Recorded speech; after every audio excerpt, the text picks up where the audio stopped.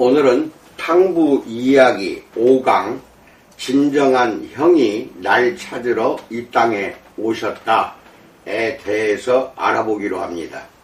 전체 본문은 누가복음 15장 13절, 11절로 32절 말씀은 꼭 읽어야 됩니다. 형이 찾아야 하고 형이 대가를 치러야 한다라는 부제를 가지고 말씀드립니다. 첫 번째, 의의 뿌리까지 다 회개하라에 대해서 알아봅니다. 동생의 족쇄든 형의 족쇄든 각자의 잃어버린 바 된 상태에서 벗어나려면 우리에게 필요한 것은 무엇일까요? 마음속 역동이 어떻게 두려움과 분노에서 기쁨과 사랑과 감사로 바뀔 수 있는가요? 첫 번째로 필요한 것은 하나님의 주도적 사랑입니다. 보다시피 아버지는 두 아들 모두에게 먼저 나가서 사랑을 표현합니다. 그들을 안으로 들이기 위해서입니다. 아버지는 저만치 오고 있는 둘째 아들을 대문간에서 기다린 것이 아닙니다. 조급하게 서성대며 이렇게 중얼거리지도 않았습니다. 저기 아들놈이 오는군. 큰 사고를 쳤으니 납작 엎드려 기어 들어와야지. 이렇게 생각하지 않았습니다. 그런 태도는 낌새조차 보이지 않습니다. 반대로 아버지는 달려가서 입을 맞춥니다. 아들에게 자백할 겨를조차 주지 않습니다. 회개가 아버지의 사랑을 유발한 것이 아니라 오히려 거꾸로가 됐습니다. 아버지의 아낌없는 애정 덕분에 아들이 참회를 표현하기가 훨씬 더 쉬워집니다. 아버지는 분노와 원망을 품은 맏아들에게도 나가서 잔치에 들어오라고 다독입니다. 이 장면은 양날의 검과도 같습니다. 한편으로 가장 종교적이고 도덕적인 사람들도 똑같이 잃어버려진 상태라서 하나님의 주도적 은혜가 필요함을 보여주고, 또 한편으로 바리새인에게도 진정 희망이 있음을 보여주는 것입니다. 아버지의 이 마지막 당부는 당시 예수님의 이야기를 직접 듣던 청중들을 떠올리면 특히 더 놀랍습니다. 그분은 지금 종교 지도자들을 상대로 말씀하시는데 그들은 결국 그분을 로마 당국에 넘겨 처형당하게 할 사람들입니다. 그런데도 비유 속의 형이 받은 것은 매서운 정죄가 아니라 독선적인 분노로부터 돌이키라는 사랑의 당부입니다. 예수님은 자신을 죽일 적들을 사랑으로 타이르십니다. 그분은 바리새인을 대하실 때 바리새인과 같지 않으시고 자칭 의인 앞에서 자기 의의를 내세우지 않으십니다. 우리도 예수님을 본받아야 합니다. 그분은 방탕하게 살아가는 자유분방한 사람들만 사랑하시는 것이 아니라 완고한 종교적인 사람들도 사랑하십니다. 하나님이 먼저 우리를 찾지 않으시는 한 우리는 절대로 그분을 만날 수 없습니다. 하지만 그분이 우리를 찾으시는 방식이 각기 판이할 수 있음을 잊어서는 안 됩니다. 동생의 경우처럼 하나님은 극적으로 와락 우리를 얼싸 안으실 때도 있습니다. 그러면 그분의 사랑이 생생히 느껴집니다. 그런가 하면 우리가 계속 등을 돌리고 있음에도 형의 경우처럼 그분은 차분히 끈기 있게 우리를 설득하실 때도 있습니다. 지금 그분이 당신을 설득하시는지 어떻게 알 수 있을까요? 만일 자신의 길 잃은 상태가 점차 느껴지면서 거기서 벗어나고 싶은 마음이 든다면 그 갈망이 저절로 만들어진 것이 아님을 알아야 합니다. 그 과정에는 그분의 도움이 필요합니다. 지금 그런 일이 벌어진다면 이 순간 그분이 당신 곁에 계시다는 확실한 증표가 됩니다. 이 비유에서 배워야 할 것이 또 있습니다. 우리의 회개는 개별적인 죄를 뉘우치는 정도가 아니라 그보다 깊어야 합니다. 집에 돌아올 때 둘째 아들은 자신이 저지른 잘못을 하나하나 열거하며 참회했음을 표현하려고 했습니다. 흔히 우리가 생각하는 회개란 이런 것입니다. 하나님과의 관계를 바르게 하려면 당신 죄의 목록을 꺼내 항목별로 그분께 사죄해야 한다. 이런 걸로 회개를 생각합니다. 그러나 회개란 그것을 훨씬 뛰어넘습니다. 맏아들의 상태는 죄의 목록으로 접근해서는 충분히 다룰 수 없기 때문입니다. 맏아들은 잃어버린 채로 아버지의 사랑의 잔치 바깥에 있는데도 그가 저지른 잘못은 딱히 죄의 목록에 올릴 것이 없습니다. 그는 내가 아버지의 명을 어김이 없거늘 누가복음 15장 29절에서 말했고 아버지도 그것을 부인하지 않았습니다. 도덕 규범에 관한 한 그에게 흠이 없음을 예수님이 그런 식으로 우리에게 보여주신 것입니다. 그렇다면 잃어버려진 상태이되 목록상에 죄가 없는 사람은 어떻게 구원을 받는가요? 여기서 오해의 소지가 없도록 신중을 기하고자 합니다. 이 이야기는 죄의 구원에 대한 위대한 은유입니다. 그러나 세부사항 하나하나까지 다 문자적으로 억지로 끌어붙여 자기에게 유리하게 이용해서는 안 됩니다. 예수님과 성경의 모든 저자는 예수님 외에 어떤 인간도 죄나 과오나 흠이 없다고 암시한 적이 단 한 번도 없습니다. 다만 구체적인 행동상의 결점에만 집중하면 그만큼 본질을 놓친다는 것이 요지입니다. 바리새인은 죄를 지으면 비참한 심정으로 회개합니다. 자신을 벌하거나 자기 연약함 때문에 비탄에 잠길 수도 있습니다.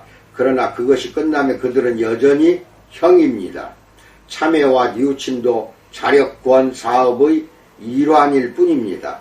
바리새인의 회개는 깊이가 없어 문제의 핵심에 가 닿지 못합니다. 그 핵심이란 무엇인가요? 형을 구원의 잔치에 들어가지 못하게 막는 것은 자신의 나쁜 행실에 대한 회개가 아니라 선한 행실에 대한 교만입니다. 형의 문제는 스스로 의롭게 여기는 태도입니다. 그는 자신의 도덕적 이력을 내세워 하나님과 사람들에게 빚을 지웁니다. 그분과 그들을 통제하여 자기가 원하는 대로 하게 만듭니다. 그의 영적 문제는 자아상의 근거를 성취와 행위에 두는 데서 비롯되는 지독한 정서불안입니다. 그래서 그는 자신이 옳다는 느낌을 끊임없이 떠받치기 위해서 다른 사람들을 깎아내리고 흠잡아야 합니다. 바리새인과 하나님 사이를 막는 주된 장벽은 그들의 죄가 아니라 그들의 저주받을 선행입니다. 그렇다면 어떻게 해야 구원을 받는가요? 물론 하나님을 만나려면 자신이 잘못한 일을 회개해야 합니다. 하지만 거기서 그친다면 당신은 여전히 그냥 형일 수가 있습니다. 참된 그리스도인이 되려면 자신이 잘한 일들의 동기까지도 회개해야 합니다. 바리새인은 죄만 회개하지만 그리스도인은 자신의 의의 뿌리까지 회개합니다. 우리는 다른 모든 죄의 이면과 모든 의의 이면에 깔려있는 죄, 즉 스스로 자신이 구주와 주인이 되려 한 죄를 회개할 줄 알아야 합니다. 그동안 자신의 궁극적인 소망과 신뢰를 하나님 아닌 다른 것에 두었으며 잘못된 행동과 올바른 행동 모두를 통해 하나님을 피하거나 통제해서 그 다른 것들을 얻고자 했음을 인정해야만 합니다. 당신의 죄악과 착한 행실 양쪽 모두 배후에 스스로 구주와 주인이 되려는 갈망이 도사리고 있습니다. 그 사실을 알아야만 당신은 비로소 복음을 깨닫고 그리스도인이 되기 직전까지 온 것입니다.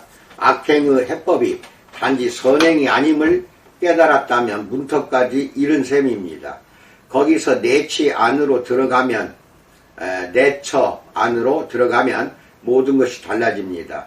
즉 하나님, 자아, 타인, 세상, 직업, 자신의 죄와 덕을 대하는 방식이 달라집니다. 이것을 거듭남, 즉 새로운 출생이라 부름은 즉 중생이라는 것은 그만큼 근본적이기 때문입니다. 그러나 여기까지만으로는 예수님의 메시지 문턱에 이를 수 있을 뿐 핵심에는 닿을 수 없습니다. 무엇으로부터 돌이켜야 하는지만 알 수 있을 뿐 무엇 또는 누구를 향해 돌이켜야 하는지는 아직 모릅니다. 지금까지 보았듯이 우리에게 필요한 것은 아버지의 주도적 사랑이고 복음에 합당한 더 깊은 회개입니다. 그러나 구원의 즐거운 잔치에 들어가려면 우리에게 필요한 것이 하나 더 있습니다. 두 번째, 진정한 형이 오셨다에 대해서 알아봅니다. 누가복음 15장 1절로 3절에 나와 있듯이 바리새인은 예수님이 죄인들과 교제한 다음에 트집을 잡았습니다. 그러자 그분은 그들에게 하나가 아닌 세 가지 비유를 들려주셨습니다. 첫 번째 비유는 잃어버린 양의 비유입니다. 어떤 사람이 100마리의 양떼를 치던 중에 한 마리가 길을 잃었습니다. 목자는 손실을 감수하는 것이 아니라 나가서 찾아다닙니다. 마침내 잃어버린 양을 찾아내자 그는 사람들을 다 불러 모아 나와 함께 즐기자 나의 잃은 양을 찾아내었노라 6절에서 말합니다. 두 번째 비유는 잃어버린 동전의 비유입니다.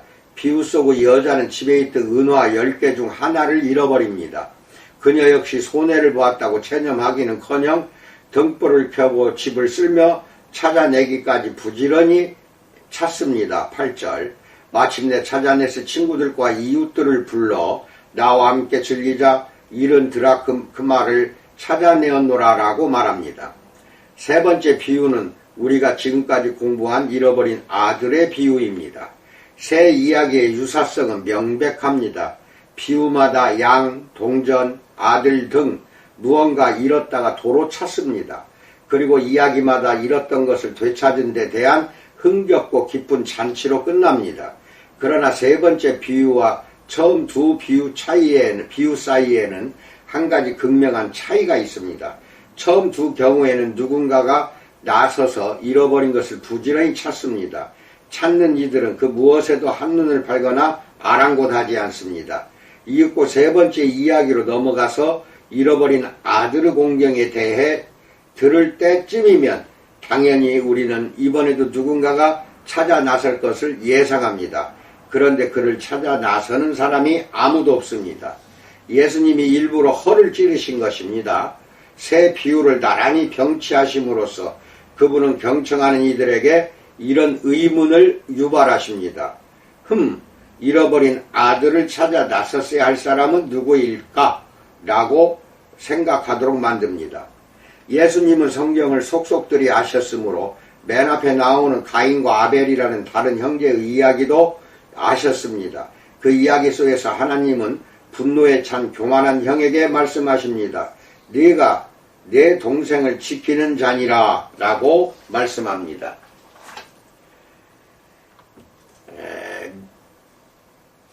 실화를 하나 이야기를 합니다. 에드먼드 클라우니는 베트남전 중에 실종된 미국 한 젊은 병사에 대한 실화를 소개한 바 있다. 가족들은 공식 경로로는 그의 소식을 전혀 들을 수 없었다. 그러자 그 병사의 형이 목숨을 걸고 베트남에 가서 잃어버린 동생을 찾아 정글이며 전쟁터를 샅샅이 뒤졌다. 위험한 상황에서도 그가 한 번도 부상을 입지 않은 것은 미군들뿐 아니라 적군들까지도 그의 헌신을 듣고 수색을 존중했기 때문이라고 한다. 어떤 사람들은 그를 그냥 그 형, the brother라고 불렀다. 비유 속의 형도 마땅히 그랬어야 했다. 진정한 형이라면 의당 그랬을 것이다. 이런 말과 함께 말이다. 아버지, 동생이 어리석어 삶을 망쳤습니다. 하지만 제가 가서 동생을 찾아 집으로 데려오겠습니다. 짐작대로 재산을 더 날렸다면 제 몫을 희생해서라도 동생을 다시 집안에 드리겠습니다. 라고 마땅히 말해야 했습니다. 사실 동생은 형의 희생으로만 도로 받아들여질 수 있습니다. 예수님이 말씀하시듯이 동생이 떠나기 전에 아버지가 이미 유산을 분할했기 때문입니다. 전 재산에 대한 배당이 끝났습니다. 동생은 자신의 몫인 3분의 1을 가져다가 완전히 날려버렸습니다. 아버지가 형에게 내 것이 다 내 것이로되 누가복음 15장 31절에서 한 말은 엄연한 사실입니다. 남은 자산은 한 푼도 빠짐없이 다 형의 것입니다. 모든 옷과 반지와 살찐 송아지의 소유권이 형에게 있습니다. 지난 세월 많은 독자가 동생의 복권에 아무런 대가나 속죄도 수반되지 않았다는 피상적인 결론을 도출했습니다. 그들은 동생이 배상하려 했으나 아버지가 말렸음을 지적합니다. 그가 전혀 값없이 집안에 도로 받아들여졌다는 것입니다. 그들에 따르면 이는 용서와 사랑이 항상 값없고 무조건적이어야 한다는 뜻입니다. 이것은 지나친 단순 논리입니다. 누가 당신의 램프를 깨뜨리면 당신은 상대에게 배상을 요구할 수 있습니다. 또 다른 방법은 당신은 상대를 용서하고 당신이 그 값을 치르는 것입니다. 그렇지 않으면 캄캄해서 자꾸 가구에 부딪힐 수밖에 없습니다. 그보다 중한 상황을 생각해 봅시다. 어떤 사람이 당신의 명예를 심각하게 훼손했습니다. 역시 당신이 택할 수 있는 길은 둘 중 하나입니다. 하나는 톡톡히 대가를 치르게 하는 것입니다. 명예회복의 일환으로 사람들 앞에서 상대를 욕해 그의 좋은 평판을 짓밟으면 됩니다. 또 하나는 용서하는 것입니다. 이는 상대를 비방하지 않으면서 누명을 풀어야 하는 더 어려운 길입니다. 용서란 가해자에게는 값없고 무조건적이지만 당신 쪽에서는 큰 희생을 치러야 합니다. 자비와 용서는 가해자 쪽의 공로 없이 거저 베풀어져야 합니다. 공로를 요구한다면 이미 자비가 아닙니다. 그러나 용서를 베푸는 쪽에는 언제나 대가가 수반됩니다. 비유의 1막이 아버지의 값없는 용서를 보여준다면 2막은 그 용서에 큰 희생이 따른다는 것을 깨우쳐줍니다. 동생의 지위가 값없이 회복되는 것은 형의 엄청난 희생 덕분이었습니다. 아버지가 둘째 아들을 그냥 용서할 수는 없었습니다. 누군가가 대가를 치러야 했습니다. 형의 희생이 아니고는 아버지도 그를 도로 받아들일 수 없었습니다. 다른 길은 없었습니다. 진정한 형은 어떤 대가라도 기꺼이 치르고 잃어버린 동생을 찾아 구원할 사람입니다. 그런데 예수님은 그런 형을 비유 속에 등장시키지 않으십니다. 참으로 가슴 아픈 상황입니다. 이 동생의 형은 오히려 바리새인과 같습니다. 다행히 우리의 경우는 다릅니다. 결격된 형을 비유 속에 등장시킴으로써 예수님은 진정한 형을 상상하고 동경하도록 우리를 유도하십니다. 우리에겐 그런 형이 계십니다. 우리에게 필요한 형을 생각해 보십시오. 그분은 우리를 찾으러 옆나라로 가는 정도가 아니라 저 높은 하늘에서 이 낮은 땅까지 오셔야 합니다. 한정된 금액 정도가 아니라 자신의 목숨이라는 무한한 대가를 기꺼이 치러서 우리를 하나님의 집안에 들이셔야 합니다. 우리의 빚이 그만큼 막대하기 때문입니다. 형으로든 동생으로든 우리는 다 아버지께 반항했습니다. 소외와 배척과 거부를 당해 마땅합니다. 비유의 요지는 용서에 언제나 대가가 따른다는 것입니다. 누군가가 값을 치러야 합니다. 형의 희생을 감수하지 않는 한 동생이 다시 한 식구가 될 길은 없었습니다. 우리의 진정한 형은 십자가에서 우리 대신 우리의 빚을 갚아주셨습니다. 거기서 그분의 옷과 존엄성이 벗겨지셨기에 우리는 자격 없는 존엄성과 신분을 입을 수 있습니다. 십자가에서 예수님이 버림받으셨기에 우리는 하나님의 집에 은혜로 값없이 받아들여질 수 있습니다. 거기서 그분이 영원한 형벌의 잔을 마셨기에 우리는 하나님의 기쁨의 잔을 함께 나눌 수 있습니다. 이 진정한 형의 희생이 없이는 하늘아버지가 우리를 받아주실 다른 길이 없습니다. 마음 깊은 곳의 역동이 어떻게 두려움과 분노에서 사랑과 기쁨과 감사로 바뀔 수 있을까요? 여기 그 길이 있습니다. 당신을 집으로 데려오기 위해 치러진 대가를 보고 가슴이 뭉클해져야 합니다. 바리새인과 예수님 제자의 핵심적 차이는 마음 깊은 곳의 동기입니다. 바리새인들이 착한 것은 하나님을 통제하려는 욕구 때문이고 그 욕구는 두려움에서 비롯됩니다. 그들은 그분을 정말 신뢰하거나 정말 사랑하지는 않습니다. 그들에게 하나님은 자애로운 아버지가 아니라 깐깐한 상전입니다. 반면에 그리스도인은 뭔가를 보았기에 하나님 쪽으로 마음이 변화되었습니다. 그래서 마침내 하늘 아버지를 사랑하며 그분 안에서 안식할 수가 있습니다. 다음은 또 예화를 말씀드립니다. 호평을 받은 영화 3시즌은 전후 베트남의 삶에 대한 작품이다.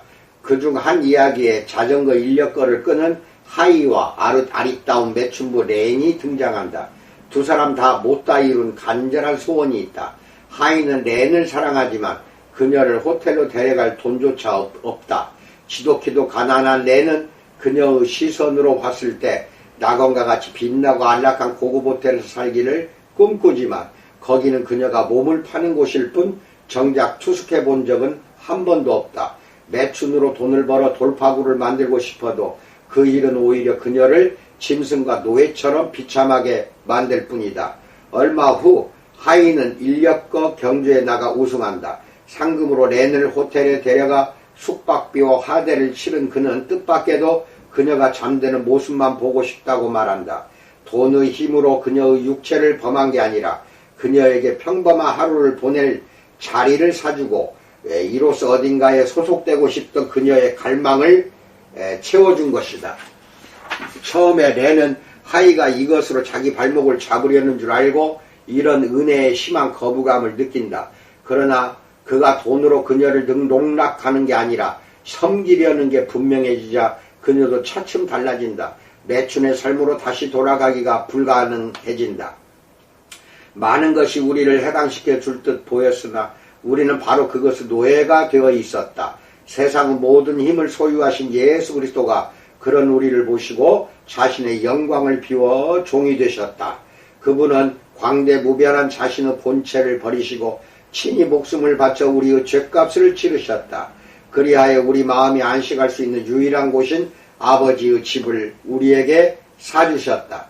하이의 사심없는 사랑이 렌을 변화시키셨듯이 우리도 그분이 그렇게 하셨음을 알면 속속들이 변화될 것입니다.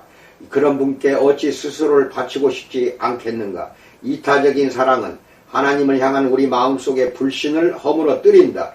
그런 불신 때문에 우리는 동생이나 형이 되는 것이다. 찬송가 나 같은 죄인 살리신을 작사한 존 뉴턴이 또 다른 찬송가에 그것을 정확히 담아냈습니다. 우리의 쾌락과 의무가 전에는 정반되었으나 아름다운 주를 본 뒤로 서로 하나가 되었도다. 뉴턴의 이 짤막한 가사 속에 우리의 딜레마가 함축되어 있습니다. 우리는 양자택일의 기로에 서 있습니다.